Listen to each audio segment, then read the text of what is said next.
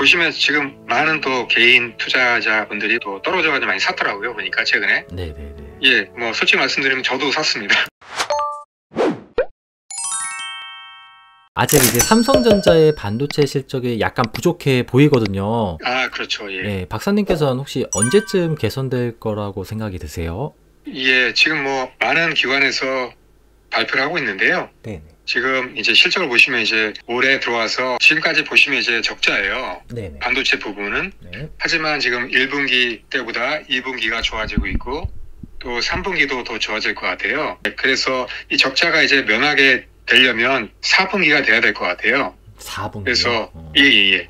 4분기 정도 되면 적자를 면하지 않을까 조심스럽게 지금 예측을 하고 있거든요. 메모리 같은 경우에는 아마 4분기가 되면 확실히 이제 느낄 정도로 업황이 좀 좋아질 것 같아요. 왜냐하면 이제 기본적으로 메모리 가격이 지금 오르고 있지 않습니까? 특히 이제 감산한 다음에 이제 효과가 본격적으로 나타나고 있어요. 예, 그 다음에 또 마찬가지로 뭐 HBM이라든지 또 DDR5라든지 이런 게 좀 개선이 좀 되고 있거든요. 네네. 예. 그래서 특히나 이제 HBM 같은 경우에는 좀 수요가 좀 많이 늘어나고 있기 때문에 아마 4분기가 되면 좀 좋아지지 않을까. 그래서 이제 아마 내년 정도 되면 진짜로 피부로 느낄 정도로 좋아지지 않을까 이렇게 생각을 좀 하고 있습니다. 예, 그래서 좀만 더 기다리면 될 것 같습니다. 예. 네. 근데 내년이면 이제 얼마 안 남아가지고. 예, 그렇죠. 거의 얼마 안 남았죠. 지금 4분기도 3개월밖에 안 남았죠. 네네. 일단은 메모리 같은 경우도 보면 이제 과거에도 보면 이제 1년에서 한 1년 반 정도 보통 갔거든요. 네네. 예, 그래서 이제 불황이 시작된 게 작년 하반기부터예요. 네네.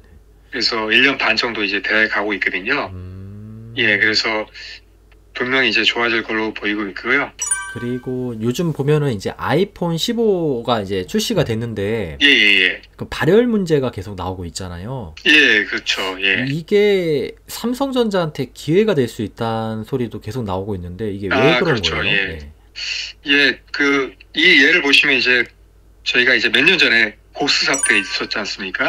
네네네네. 예, 그때도 상당한 이제 문제가 됐었지 않습니까? 삼성한테. 근데 뭐 한편으로 뭐 위기다 이런 얘기도 많이 나왔었고 맞습니다. 실제로 보면 상당히 분위기도 상당히 안 좋아졌어요. 네네. 그래가지고 보시면은 뭐 파운드리도 특히나 이제 오디트 했지 않습니까? 네.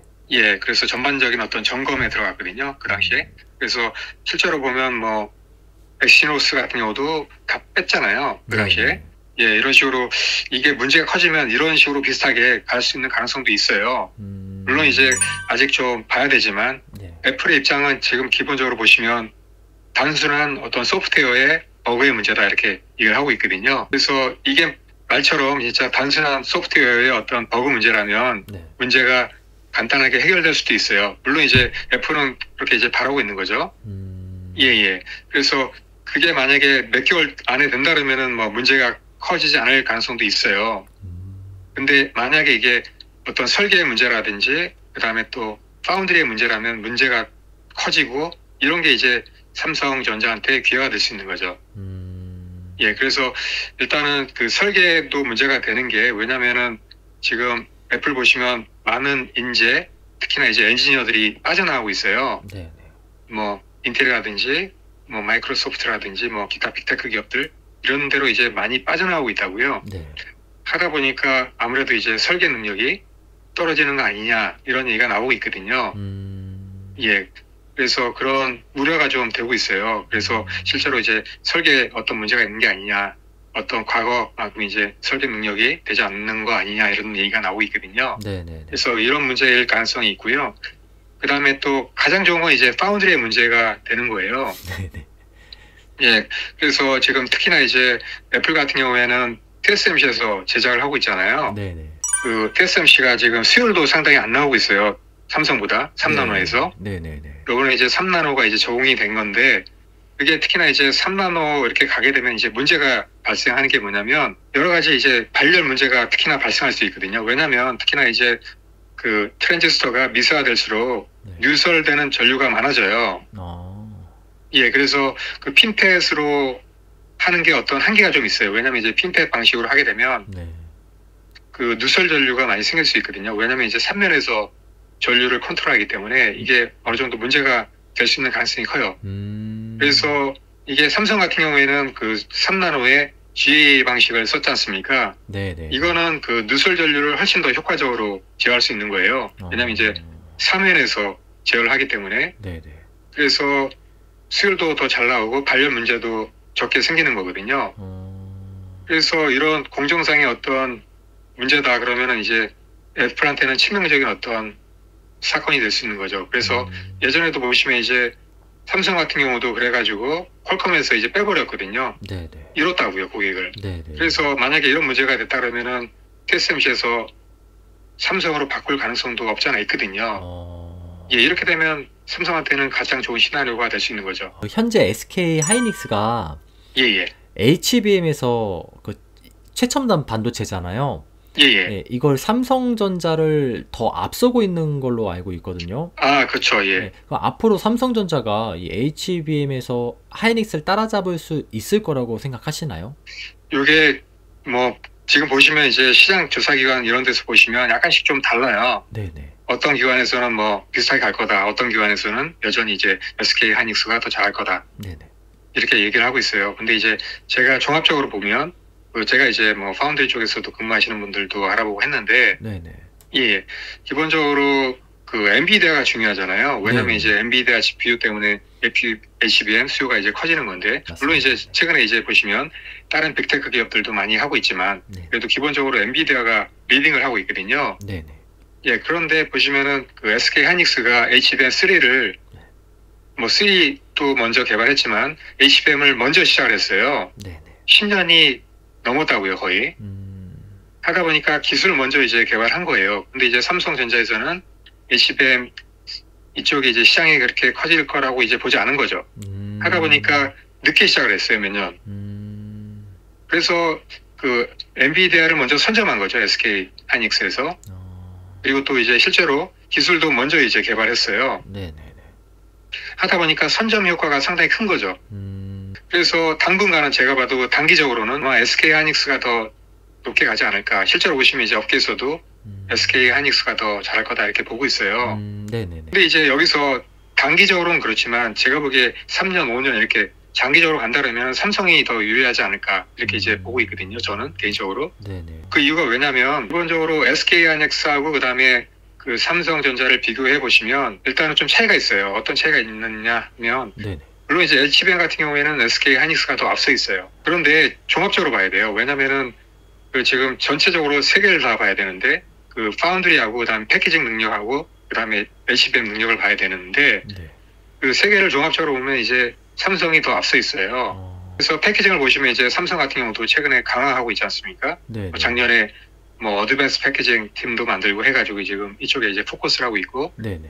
상당히 지금 패키징 능력을 강화하고 있다고요. 네. 그래서 상당히 좀 TSMC랑 비슷하게 가고 있어요. 그래서 이런 능력을 앞으로도 계속 키울 거거든요. 근데 이제 SK 하이닉스 같은 경우에는 주로 이제 파운드리를 하고 있지만 이게 보면 이제 8인치예요. SK 하이닉스에서 하고 있는 게 뭐 SK 하이닉스 시스템 IC 이쪽에서 이제 파운드리 사업을 하고 있는데 네. 이쪽은 이제 중국향입니다. 이쪽은 8인치입니다. 8인치는 그 패키징 능력이 그렇게 중요한 게 아니거든요. 네. 메모리도 마찬가지고요. 하다 보니까 패키징 능력이 삼성만큼은 안 되는 거예요. SK 하이닉스. 물론 이제 SK도 패키징 쪽에 많이 지금 투자를 하고 있어요. 네네. 근데 이제 그게 삼성만큼은 안 되는 거죠. 왜냐하면 이제 뭐 메모리하고 그다음에 구공정이 이제 포커스가 돼 있다 보니까. 그래서 그런 약점이 있고요. 그다음에 또 하나 봐야 되는 게 파운드리도 마찬가지예요. 삼성은 지금 이제 넘버 투지 않습니까? 파운드리 이쪽에서. 네네네. 그래서 지금 뭐 TSMC랑 거의 뭐 비등하게 가고 있다고요. 그럼 단기적으로는 하이닉스고 이제 장기적으로 예. 보면 삼성전자가 더 앞설 가능성이 높은 거네요. 예, 그렇죠. 그리고 최근에 또 대만의 TSMC를 보면은 예. 뭐 반입 반입도 늦춰지고 있고 예. 저 매출도 떨어지고 있더라고요. 아, 그렇죠. 네, 그럼 이거 삼성전자한테 또 기회가 될 수 있을까요? 그렇다고 볼 수 있죠. 지금 보시면 뭐 많은 시장 기관 이런 데서 이제 조사한 결과를 보면 네네. 지금 작년보다 TSMC가 한 10% 정도 매출이 떨어진다 이렇게 예견하고 있어요. 네네네. 네. 예, 분명히 왜냐하면 이제 워낙 시장 자체가 안 좋기 때문에 불황이기 때문에 아마 TSMC도 영향을 많이 받았어요. 네네. 그 1분기보다 올해 1분기보다 2분기에 매출이 더 떨어졌어요. 네네. 그 시장 점유율이 60% 이상 됐었는데 그게 한 56% 정도로 떨어졌습니다. 네네. 마켓시어도. 근데 삼성 같은 경우에는 그 1분기에 9.9%에서 2분기에 올라갔어요. 한 12% 가까이. 네. 그 삼성은 물론 이제 크진 않지만 올라갔고 TSMC는 떨어졌다는 얘기죠. 예, 그래서 이게 상당히 긍정적인 신호라고 볼 수 있는 거죠. 그리고 아까 말씀드린 어떤 그 발열 문제 이런 게 또 마찬가지로 이제 파운드리의 문제다. 그러면은 이제 또 삼성한테 훨씬 더 유리한 조건이 되는 거고, 그 다음에 또 최근에 이제 TSMC 같은 경우에는 또 미국에 있는 공장 있지 않습니까? 네네. 아리조나 이쪽에 이제 공장을 또 1년 연기했지 않습니까? 네, 맞습니다. 2024년도가 아니고 2025년도에 한다고 했거든요. 네. 근데 이제 삼성 같은 경우에는 예정대로 2024년도에 하거든요. 그리고 또 보시면은 그 삼성이 더 늦게 시작을 했어요. 공장 설립을. 아, 네네네. 예, 그런데 이제 먼저 되는 거죠. 그 이유가 이제 왜냐면 그 삼성 같은 경우에는 오래전부터 이제 공장이 있었어요. 미국에. 네. 예, 하다 보니까 그 어떤 뭐 노하우라든지 그 다음에 경험이 더 훨씬 더 축적된 거죠. 아, 미국 쪽에서. 그래서 예, 맞습니다. 그래서 뭐 삼성에서 얘기하는 거는 뭐 삼성은 뭐 홈그라운드 경기를 하고 있고 TSMC는 어웨이 경기를 하고 있다. 이런 식으로 이제 얘기를 했거든요. 네네. 그래서 앞으로 그 미국에 있는 고객들을 잡으려면 미국에 있는 공장에서 이제 설립한 다음에 이제 빨리 이제 또 고객한테 이제 납품을 해야 되거든요. 네네. 아시다시피 보시면 이제 한 60%, 70% 정도가 이제 보시면 이제 뭐 엔비디아라든지 그다음에 뭐 AMD라든지 퀄컴이라든지 브로드컴이라든지 이런 기업들이 다 보시면 이제 미국에 있지 않습니까? 네네. 그래서 그 미국 공장이 상당히 중요해요, 어떻게 보면. 왜냐면 이제 고객을 확보할 수 있는 어떤 채널이기 때문에. 네네. 예, 그래서 삼성이 더 이제 유리한 입장에 있기 때문에 그러면 전반적인 어떤 상황을 본다면은 뭐 나쁘지 않다라고 이제 보고 있거든요. 일단 지금이 삼성전자 주식을 사는데 어떻게 좀 적기라고 생각을 하시나요, 박사님? 아, 예, 저는 그렇게 생각해요. 보시면 지금 많은 또 개인 투자자분들이 또 떨어져가지고 많이 샀더라고요. 보니까 최근에. 네네네. 예, 뭐 솔직히 말씀드리면 저도 샀습니다. 아, 예, 그 중에 저도 있습니다. 박사님도 사셨구나. 예, 저도 샀습니다. 왜냐면 기본적으로 장기적으로 보면 이제 반드시 올라간다고 보거든요. 많은 기관에서도 뭐 9만전자, 10만전자 이렇게 보고 있어요. 저도 마찬가지로 이렇게 갈 거라고 생각을 하고 있거든요. 네네. 그래서 떨어질 때 사는 게 아무래도 좋죠. 왜냐하면 올라갈 때 사는 것보다 떨어질 때 살 때 훨씬 더 그 폭이 크잖아요. 올라갈 수 있는 폭이. 하다 보니까 지금이 어떻게 보면 적기라고 저는 보고 있습니다. 그리고 마지막으로 그때 제가 구매해서 박사님이 집필하신 서적도 한번 같이 읽어봤거든요. 예. 네, 근데 진짜 좀 도움이 되는 내용이 엄청 많더라고요. 아, 예, 고맙습니다. 예. 그래서 마지막으로 나오신 김에 또 이제 서적에 대해서 설명 좀 해주시면 좋을 것 같습니다. 아, 예, 알겠습니다. 지금 최근에 보시면 두 가지 시장이 불황이 아니에요. 뭐냐면 이제 인공지능, 그 다음에 또 차량용 반도체 시장입니다. 네. 그 차량용 반도체 기업들이 매출이 상당히 늘었어요, 최근에. 제가 얼마 전에도 인피니언 코리아 사장님을 만나뵀었거든요. 그분도 이제 시장이 너무 좋아가지고 되게 좋아하시더라고요. 그래서 지금 이제 차량용 반도체 기업들이 20% 이상씩 거의 성장을 했어요. 네네. 근데 그 시장이 앞으로 더 커진다는 거죠. 그리고 마찬가지로 뭐 EUV 공정을 쓰는 그러한 차량용 반도체 이런 쪽도 이제 앞으로 성장을 많이 하거든요. 이런 시장도 앞으로 커집니다. 특히나 이제 보시면 완성차 기업이라든지 뭐 전기차, 그 다음에 또 자율주행차가 3단계가 지금 이제 보급이 되지 않습니까? 네네. 이러면서 차량용 반도체가 엄청나게 늘어날 수밖에 없어요. 네. 예, 지금 기본적으로 3단계 자율주행차다 그러면은 3,000개 가까이 이제 반도체가 쓰이거든요. 네네. 그리고 또 이게 여기서 끝나는 게 아닙니다. 앞으로 이제 모빌리티 시대가 이제 본격적으로 시작을 하거든요. 네. 그리고 또 모빌리티는 이 종류가 상당히 많습니다. 예, UAM이라든지 그 다음에 PBV라든지 그 다음에 또 우리가 알고 있는 뭐 마이크로 모빌리티라든지 그 다음에 또 지하철이라든지 선박, 비행기 이런 게 다 모빌리티거든요. 그렇죠. 예. 그 다음에 마찬가지로 서비스 로봇 식으로 이제 앞으로 모빌리티 시대가 이제 본격적으로 열리기 때문에 이런 시대를 이제 전망할 수 있는 책이라고 볼 수 있어요. 예, 그래서 분명히 지금은 뭐 아직까지는 그렇게 크지는 않지만 앞으로 이제 시장이 엄청나게 커지기 때문에 이런 모빌리티 시대에 제 책을 본다 그러면 상당히 도움이 될 걸로 보고 있습니다. 네. 예. 그거와 관련된 내용들이 진짜 많더라고요. 예. 예, 고맙습니다. 네, 알겠습니다. 오늘 너무 인터뷰 다 응해주셔가지고 너무 감사드리고요. 예. 녹음은 여기까지 하도록 하겠습니다, 박사님. 아, 예, 알겠습니다. 감사합니다. 예.